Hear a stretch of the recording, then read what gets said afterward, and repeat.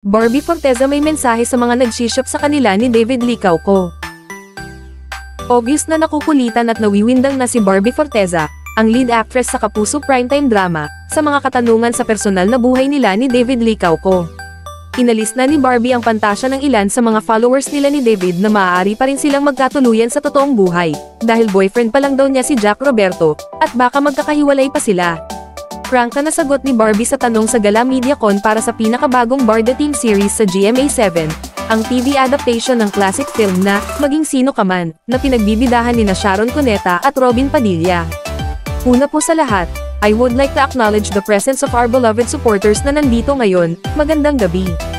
From the bottom of our hearts, gusto po namin magpasalamat sa inyo for your unconditional support, aniya. Pinasalamatan rin ng dalaga si David dahil siya ang unang nagtangkang mag-post sa X, na dating Twitter, tungkol sa mga pangyayari sa kanilang teleseryeng, Maria Clara at Ibarra. I would also like to share the credit of the success of Barda kay David, kasi siya naman po talaga ang nagsimula ng Twitter serye sa Maria Clara at Ibarra. Siya naman talaga nag-initiate ng Twitter serye na yun. Nakiride lang ako tapos nagustuhan ng mga fans kaya tumaas ang engagements namin sa Twitter.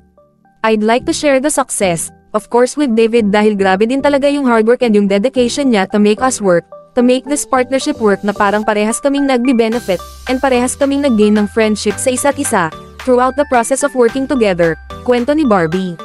Ipinagdiinan ni Barbie na super friends talaga sila ngayon ni David. Sa industriyang ito, masasabi ko na napakalaking bagay kung makahanap ka ng kaibigan sa isang katrabahong matagal mong makakasama kasi. It's kind of a cruel world. It's not easy being in our shoes, so ang saya lang kasi we got each other's back. As for the fans, as grateful as we are for the support na binibigay nila sa amin na kahit hindi namin hiningi, ibinigay nila sa amin ng buong puso. Syempre, sabi nga po ni Miss Lea Salonga, we have to set our personal boundaries because at the end of the day, tao po kami, sabi pa ng aktres. Patuloy pa niya, so I guess, David will agree with me, yung personal lives namin outside this partnership. Outside this love team are off limits. The people that make us happy, the people that love us, family, loved ones, off limits po yun. Opo, hindi po yun kasama sa trabaho, mariing say ng dalaga. Para naman kay David, well syempre, again, first and foremost, we have to respect the personal lives of Barbie and I kaya I mean syempre, we're good friends and I have so much respect for Jack. Hindi ko naman siya naiisip na magkatuluyan sa tunay na buhay. Huwag kalimutang i-like ang video na ito at mag-subscribe sa aking channel. Salamat sa panonood.